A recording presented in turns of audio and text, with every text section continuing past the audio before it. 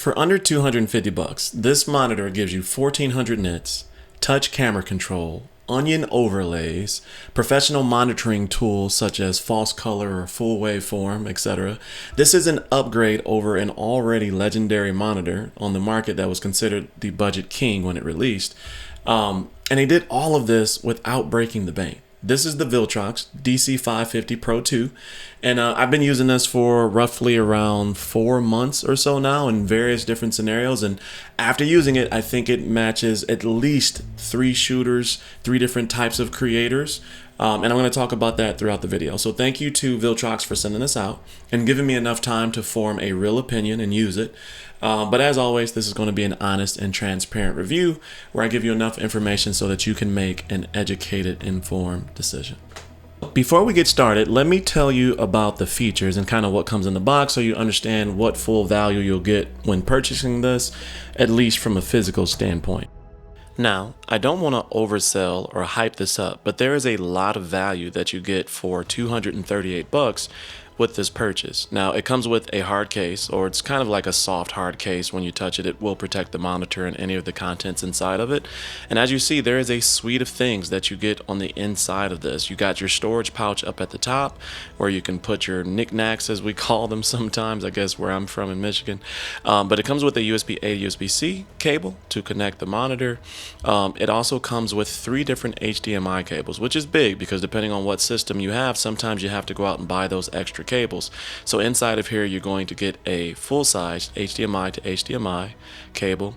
You're also going to get a full-size HDMI to mini HDMI cable as well. HDMI cable.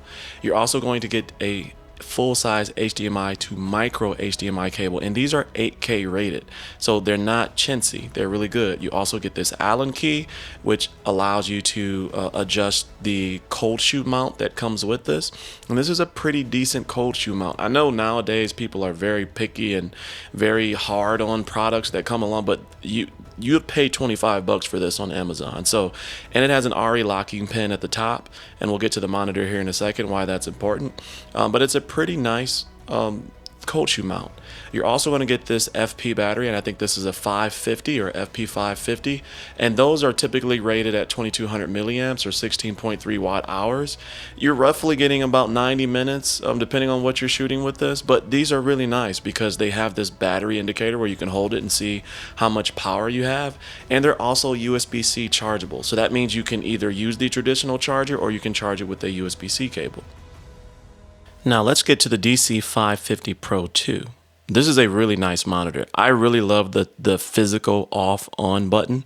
I love that I can just find that and hit that to turn it on and off. I also like this side wheel that you can scroll and then press as well to open and navigate through the menus. You have 3 function buttons on the top that you can program, quick actions. You also have this SD card slot, and that allows you to do your onion overlays. It allows you your firmware updates and your LUTs. On the side here, you have a vertical mount here and then the USB-C port as well as your DC barrel in so that you can power it that way as well. At the bottom, you're going to have your HDMI out and your HDMI in. That's 2.0 HDMI, so 4K 60 capable. And then you have this already installed sun hood, which can be removed, but it is a really nice sun hood. And I love the fact that they always include these with their monitors. I appreciate anything that I don't have to pay for when I first get a product, and I can upgrade later if I want. But this is a really good sun monitor that is very light and easy to use. In fact, I always leave this on. Now, it is easy to take off, and one of the things I really love about the DC-550 Pro II is how light and small this monitor is. Now on the back here, you're going to see your battery release and your battery port, so you can attach your 550 or your FP battery, and that's easy to navigate as any other monitor. So one of the benefits of the Viltrox 550 Pro II is how bright the screen is. It's a super bright day out here. And I'm already not able to see myself on my A7S II right there, so hopefully exposure is okay. Yeah, this plane is sweet, and you're gonna like it. But the DC-550 has close to 1400 nits of brightness. So when you're dealing with a situation like this where it's extremely bright, my son was supposed to get up early in the morning so we could come location scout, but he didn't get up till late. And so we're out here in direct sunlight in the afternoon, and so the DC-550 is going to be my saving grace to be able to see while I get this footage.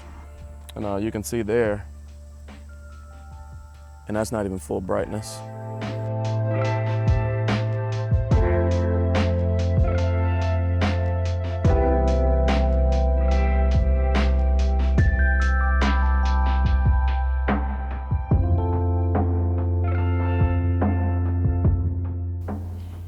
Okay, so we just got to the second location. And this is another park in the area. And this park also has an aircraft. But this aircraft is a little bit more taken care of. And so I'm anxious to check this one out.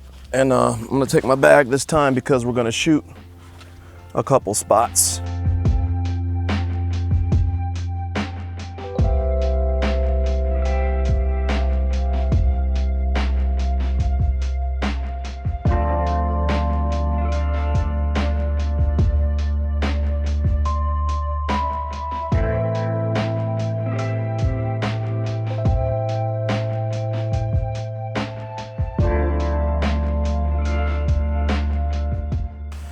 This is what's cool about false colors, that I can see that my subject is in frame because that green is letting me know that it's in a good spot.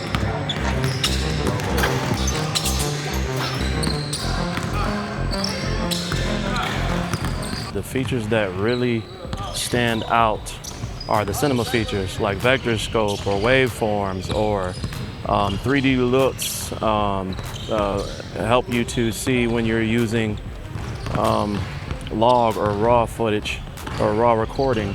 But what I'm using right now is the false color because Sony does not have that built into their cameras other than the new FX5. They do have it on some of their higher end cameras, but they don't have it on the lower end FX30 and FX3. And I'm shooting right now with the A7S III. So using the Viltrox DC-550 Pro for false color. I don't really need it in here, but in gyms you never really know exposure, and so it does help to be able to use that on camera. The nice thing about the DC-550 is its footprint. It's pretty small and easy. It keeps your kit light, so even though I have this A7S III with a 35 to 150, I'm getting a 5-inch false color on top. Keeps my rig nice and light. I could throw a V-mount battery and something like that on there, but for right now, since I'm here in the gym, I want this to be nice and light because I'm walking. This is a training session, so I'm able to walk around the court. I'm able to get close-ups. I'm able to do all of those particular things. So I don't want my kit to be super heavy for this type of setup. If I was doing more of a professional thing, then of course I would have a bigger rig because I would be more stationary in certain spots around the court, but this one I have freedom of access. So keep the rig nice and light, nice and present visual on top so I can watch and lock in here without losing my subject.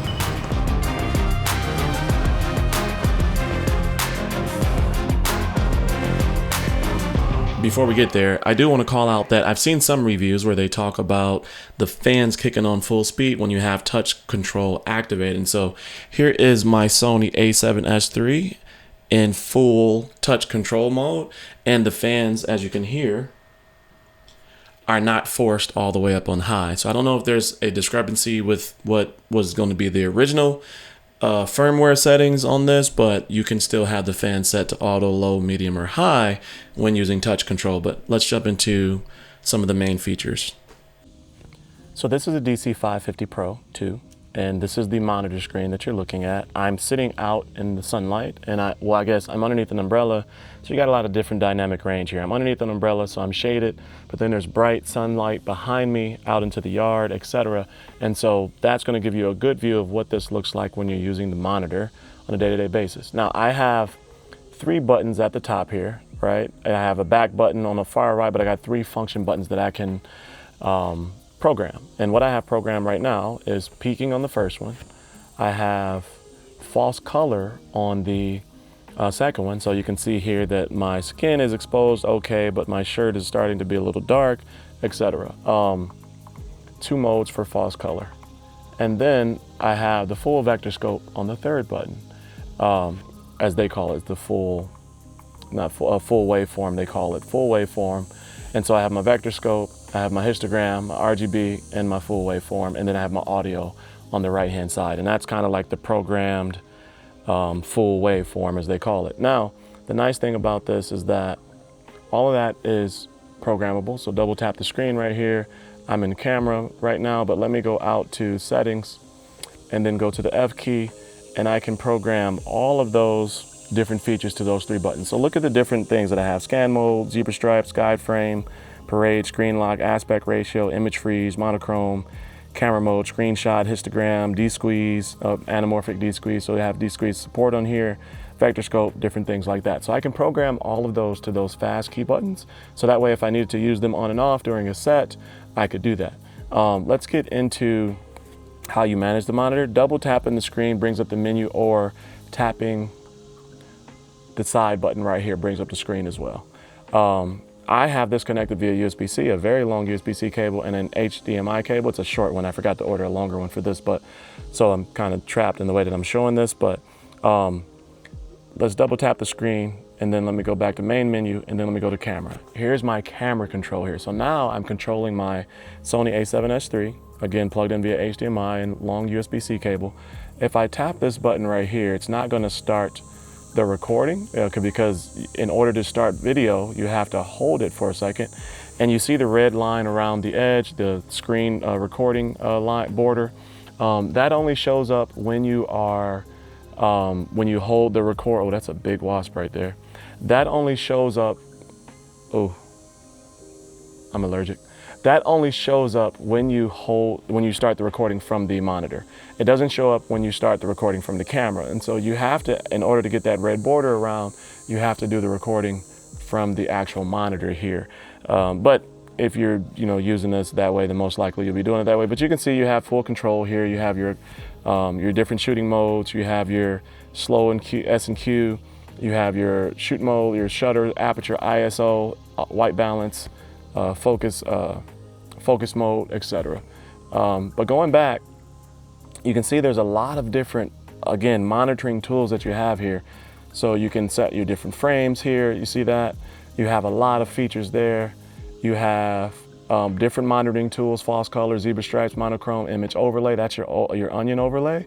So you see the frame that I'm in now. I can take a screenshot on the monitor and then overlay it to, say for instance, I get up and I go walk around and come back, overlay it here so that I can sit back in the same place. That's a really big feature for a $238 monitor. Going back to the main menu, you have your different grid lines that you can put on the screen there so that you can set up and frame your shot. And then going back, you have your different waveforms. Again, histogram, RGB histogram, vector scope, parade, full waveform, and then your 3D LUTs. You have 3D LUTs that are programmed. That's on the card that I have in, and then inside of the system here, you have different LUTs that you have programmed into the system here. And you can use those all at a glance. And so I think this monitor has a lot of features for $238. You typically will not see something like this with all of these different features. You also have gyroscope. So if I were to turn this monitor, it's going to update the frame. You see it's updating the frame based on how the monitor is set. So that way, if you are having to maneuver your camera in different angles and things like that, you're going to get a good picture regardless of how you're angling it. And you can also mount this vertically as well with the side mount there. So you get everything that you need in this monitor. So hopefully I've given you enough information to make an educated decision on the DC-550 Pro II. Like I said, I think there's 3 different people that could really use this. The first is going to be those folks that are outside often. They're on the go. They're in bright sunlight like this. Those different monitoring tools like false color and waveforms and all of that really help you see and expose your shot correctly while seeing when the sun is so bright, and that 1400 nits, of course, is the cherry on top. The second group is going to be sports photographers and videographers like myself. Like, I do a lot of sports videography out in the sunlight, cross country, track, also inside with basketball. And so you never know what type of gym or environment you're going to be in when it comes to that. Inside the gym, it can be dark, it can be bright, you never really know, and so that false color helps with exposure. The focus peaking helps with making sure that the subject is in focus, all of those different things. And then the third person will be somebody like myself, a content creator, somebody that's always in front of the camera as opposed to behind the camera. Having the ability to see yourself on a screen, to check your frame, to check your focus, to have false color to make sure you're exposed correctly, specifically if you're melanated like myself, that really helps. Those are things that are not built into the Sony bodies that I use, and I have 3 of them. So let me know if you have any other questions in the comment section below, and I'll have the link in the description and in the pinned comment, and those are affiliate links. So if you do decide to purchase, thank you for using that and helping me continue to make videos like this. If you're not interested in a 5-inch monitor, they do have 7-inch monitors as well. I've done a review on this as well, and I'll have that in the pinned comment and the description as well. But as always, stay cozy in that crazy world, and I'll see you in the next video. Peace.